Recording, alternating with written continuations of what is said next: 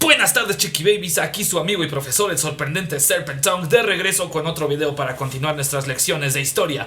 Hoy hablamos de...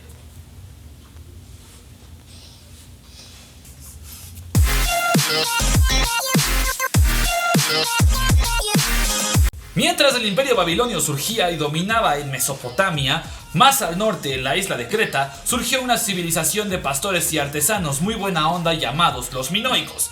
Esos compas se la pasaban muy bien exportando madera de Egipto, cuidando ovejitas y haciendo cerámica con mucha influencia de sus compas los mesopotamios, además de rendirle culto a la diosa madre en cuevitas. Cuando se aburrieron, construyeron algunos palacios y empezaron a expandirse un poquito más allá de su isla, hasta que sus primos locos los micénicos, otra civilización de la Hélade, como se le conocía a la región juntita al Egeo, tomaron el control. Los micénicos estaban más locos y eran más salvajes, por lo que su expansión fue más agresiva y abrupta, pero los botaron de nalgas al carajo cuando una serie de tribus denominados los dorios irrumpieron en toda esta región de Grecia occidental y obligaron a diferentes pueblos a huir hacia el Peloponeso. Hasta este punto estos carnales tenían un sistema de escritura cuneiforme silábico, conocido como la estructura lineal B, que sustituía a la muerta lineal A de los minoicos. Más tarde, todas estas ciudades hegemónicas combinarían su alfabeto con el de los fenicios y tendríamos el precedente del abecedario actual.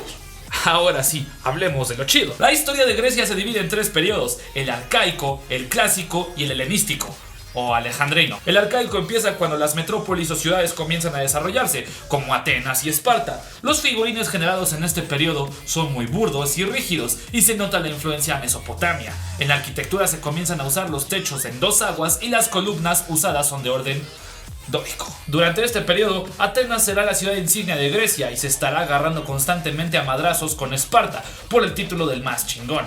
Es importante mencionar que a los griegos les late eso de ser buena onda, escucharse entre sí, por lo que su sistema de gobierno es el democrático, mientras que los mamones de Esparta tienen un régimen más militarizado, aunque antes de eso la tiranía se puso muy de moda. En el periodo clásico se refinaron casi todos los aspectos de la vida griega, se le dio mayor proporción a sus estatuas y efigies, se impuso la ciencia, la filosofía y el orden de columnas de moda fue el jónico. A pesar de haber una expansión mayor, los madrazos con Esparta seguían, y oh sorpresa, los persas llegaron a hinchar las pelotas con aquello de la conquista mundial y por supuesto los griegos los abrieron como pollos al carajo y les dieron puras pollas. Estas guerras, integradas por la batalla de Maratón y la de las Termópilas, se les llamó guerras médicas. Después de esta madriza, Esparta seguía chingando y le declaró otra vez la guerra a Atenas y sus aliados, dejándola ahora sí en ruinas y en decadencia. Para la tercera etapa de Grecia, la etapa helenística, algunos de los pueblos sometidos para los griegos ya están hasta la madre y deciden librarse, y la reciente ruina de Atenas les da la oportunidad perfecta para ello. Esta revolución fue comandada por los macedonios y en concreto por Filipo II.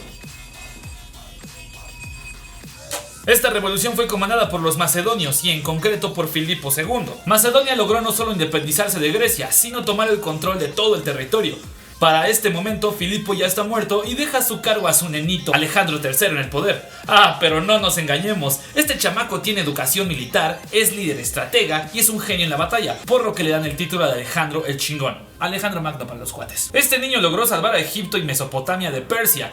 Ambos reinos le dieron el título más alto en sus respectivas coronas. Llegó a la India, se trajo elefantitos y tigres. Era un vato re buena onda y muchas ciudades llevaron su nombre, Alejandreta. También tuvo muchos hijos y todos lo querían. Tristemente murió a temprana edad y se causó un desmadre en el imperio, puesto que unos decían que sus generales se quedaran al poder, otros decían que su chamaco bastardo y otros que su carnal el retrasado gobernara. Estuvo muy Game of Thrones esto. Y total que el imperio se fragmentó en 4, pero agárrate de tu abuela porque la mala organización y la división del imperio provocó que unos loquitos sanguinarios tomaran todo el imperio y absorbieran a Grecia, los romanos. En realidad la edad helenística es muy deprimente, refleja las carencias de Grecia y da paso al fin de este gran imperio, aunque eso sí, sus columnas corintias estaban bien chingonas. Los griegos, en resumen, definieron la vida occidental para el resto de todos nosotros al vencer a los persas. Nos dieron una cosmovisión, un panteón que quedaría vigente por 5 siglos más y serviría de inspiración icónica para el cristianismo. Definieron el alfabeto que originaría el latino, exploraron las matemáticas, filosofía, anatomía, crearían el teatro tal y como lo conocemos y hoy en día nos darían las bases del Código Civil moderno. Muchas gracias, amigos griegos, que la fuerza los acompañe. Mientras tanto, la península con forma de botita que hoy llamamos Italia fue la cuna de muchas civilizaciones, como los etruscos, los lidios y los núragas, aunque los que nos importan realmente son los itálicos. A ver, al norte teníamos a los celtas, al sur a las colonias griegas y al oeste estaban los fenicios. Roma fue fundada por allá por el 753 a.C., según por dos gemelos que le chuparon las chichis a una loba y que se llamaban Rómulo y Remo a orillas del río Tíber. Y bueno, por esta región confluyeron otras tribus que serían llamados romanos. Estos compas se organizaban como patricios, los ricachones, los plebeyos o la plebe y los esclavos. Esta primera Roma era monárquica, o sea que había un rey, pero también tenía un montón de ancianos patricios llamados senado. Y también existían asambleas donde los mirreyes, los patricios, podrían ir a votar por leyes o gobernantes. El tiempo pasaba y varios reyes pasaron por Roma, empezando por Rómulo, muchas guerras, muchos templos, que se peleas por alimento, por viejas, lo normal pues. Mientras los reyes iban pasando por Roma, la aldea se fue haciendo mucho más grande hasta alcanzar el estatus de ciudad. Se generaron espacios para reuniones como los foros, el alcantarillado, templos a diosas y carreras de caballos albergadas en el Circo Máximo. Más tarde se establecería un sistema oligárquico formado por dos cónsules que dirigirían una nueva y flamante república. Se suponía que este cargo era de un año y estuvo pensado para que nadie se robara el poder. Ese sistema funcionaría bien por un tiempo. Los etruscos eran los enemigos mortales de Roma y se libraron 3 guerras entre Roma y Veyes, lo que provocó que Roma se expandiera más allá de sus fronteras. Se madrearon a los galos, a los etruscos y a los latinos, a quienes les quitaron el territorio. Para este momento, Alejandro Magno ya está venciendo a Persia más al este.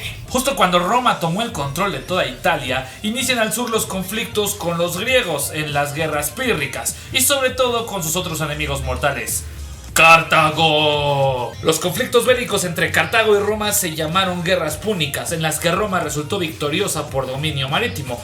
Algo chistoso es que los romanos valían para pura madre en el mar, pero después de estudiar a los barcos rivales, pudieron mejorar sus navíos. Cartago estaba más cabrón que Roma en el agua, pero los romanos combinaron lo mejor de su combate terrestre y lo mejor del combate marítimo, mediante un puente llamado Corvus, que formaba una intersección entre los dos barcos y permitía a la milicia abordar al rival y partirle toda su pinche madre. En estas guerras fue donde participó el héroe cartaginés Aníbal, que, educado en el odio a Roma, marchó con un ejército y atravesó los Alpes con todo y elefantes hasta llegar a Roma y tocarles los huevos. Aníbal llegó victorioso hasta las mismísimas puertas de Roma, pero jamás pudo entrar. Después de las guerras púnicas, Roma se expandió hacia África e Hispania y era hora de voltear a Macedonia. Mediante diferentes alianzas, Roma inicia la guerra macedonia, respaldados porque los macedonios se la pasaban violando los acuerdos de paz, así que a punta de chingadazos obligaron a Macedonia a rendirse, cosa que a los griegos les fascinó porque recordemos que Macedonia tomó el control de todo el territorio conquistado por los pobres grieguitos. Pero este enamoramiento no duraría mucho porque los romanos tomarían este territorio no para los griegos, sino para ellos mismos. Mientras Roma crecía, el dictador Sila se dio poderes especiales, duplicó los miembros del Senado y quitó algunos derechos a los miembros del mismo. Cuando este compa murió dejando un mega desmadre, las guerras mitridáticas no se hicieron esperar, de las cuales Pompeyo saldría victorioso. Ya para el 73 a.C. se dio la guerra de Espartaco, donde este soldado escapó de su formación de gladiador y junto a otro ejército intentó escapar de Italia. Espartaco, no Pompeyo. Pompeyo, ahora sí, amplió aún más el territorio romano e incluso llegó a Judea, dato de vital relevancia. Y bueno, al regresar a Roma de Oriente, el Senado conspiraba ya contra él porque a esta gente no le da buena vibra que un personaje se lleve bien con la plebe y con la milicia, por aquello de las tiranías. Pero Pompeyo se las volteó, entrando como un ciudadano común y corriente y empezando su carrera política de cero. Pompeyo se hizo valedor de un compa llamado Julio César, un político muy idealista.